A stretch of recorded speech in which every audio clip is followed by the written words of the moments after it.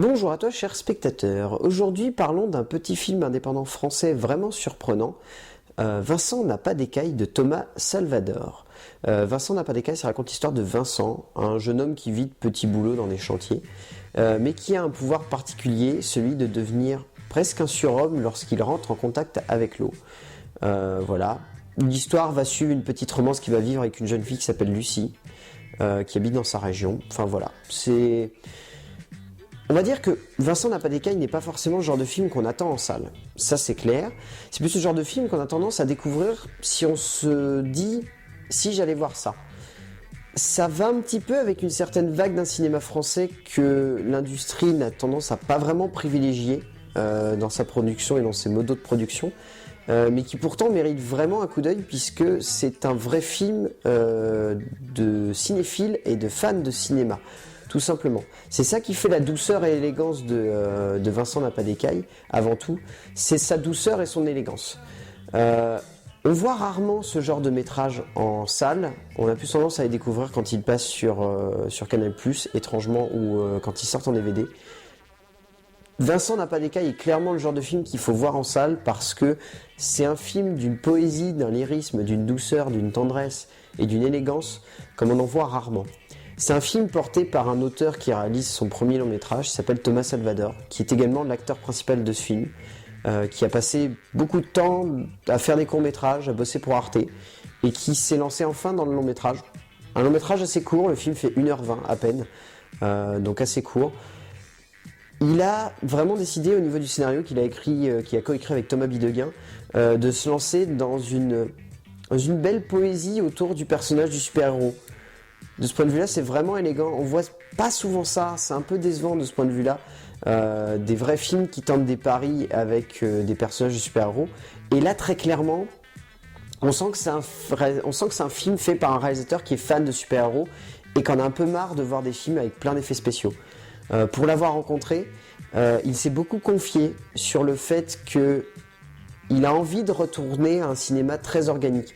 Pas forcément dans une forme de nostalgie ou dans une forme de régression cinématographique, mais simplement dans l'idée que presque d'un magicien qui parlerait à un spectateur et qui lui dirait « Tu veux savoir comment c'est fait ça ?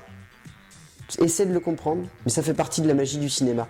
Tu pourras pas forcément toujours comprendre comment on a fait ça ou comment on a fait ça, ou comment il arrive à faire un saut dans l'eau et que ça soit pas un effet numérique, ou comment il arrive à sortir de l'eau et que ça soit pas non plus un effet numérique. » C'est beaucoup de magie ce film. C'est ça qui fait la douceur et la force de Vincent n'a pas d'écaille. C'est beaucoup de magie et beaucoup de tendresse qui se dégage, beaucoup d'amour de la part de ce réalisateur pour le spectateur. C'est vraiment émouvant de voir ce genre de film. Ça apporte beaucoup de douceur au cinéma français de voir des cinéastes comme ça se lancer dans l'idée de pas forcément faire un film où il va y avoir beaucoup de dialogues, où il va y avoir beaucoup d'effets, où il va y avoir beaucoup de choses.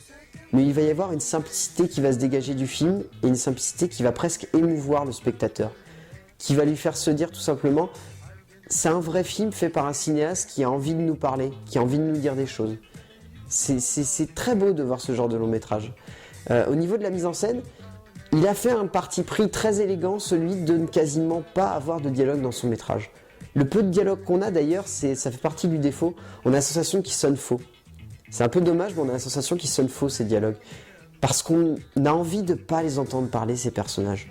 On a envie de les voir agir dans ce monde et vraiment assumer leur marginalité jusqu'au bout.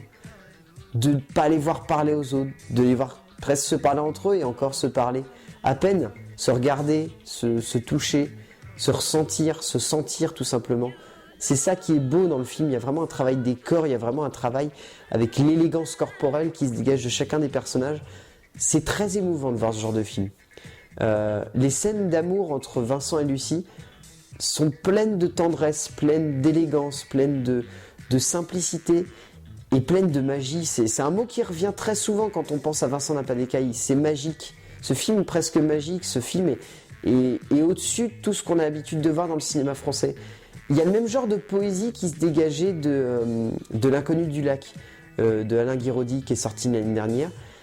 Et qui, pareil, avait cette douceur, cette tendresse et cette magie envers ses personnages, en même temps ce mysticisme qui se dégageait constamment du film. Et là, c'est exactement ce qui se dégage de Vincent n'a pas d'écaille. Il n'y a pas grand chose à dire de plus, oui, c'est beaucoup d'élégance, beaucoup de douceur et beaucoup de tendresse ce film. Au niveau du jeu d'acteurs, Thomas Salvador et Vima Laponce, les deux acteurs principaux, sont vraiment très bons. Ils sont plein de justesse, plein de simplicité dans leurs interprétations de leurs personnages, plein de folie, il faut l'avouer, pour Vima Laponce, qui avait joué dans le film La fille du 14 juillet, qui était sorti il y a 2 ans. Non, il y a 3 ans. Il y a 3 ans. C'est un film qui commence à dater, où elle avait vraiment explosé et où c'était une fille pleine de peps, pleine de douceur, pleine d'intensité et pleine de joie de vivre. Et là, ça se ressent aussi dans Vincent n'a pas d'écailles. Thomas Salvador, lui, on sent qu'il a écrit ce personnage-là pour lui et de ce point de vue, il le plante très bien. Youssef Hadi, qui campe le personnage du meilleur ami de Vincent, est vraiment très bon aussi. Vraiment simple, vraiment élégant. Enfin, ouais. Au niveau du casting, il y a beaucoup de force qui se dégage de ce film.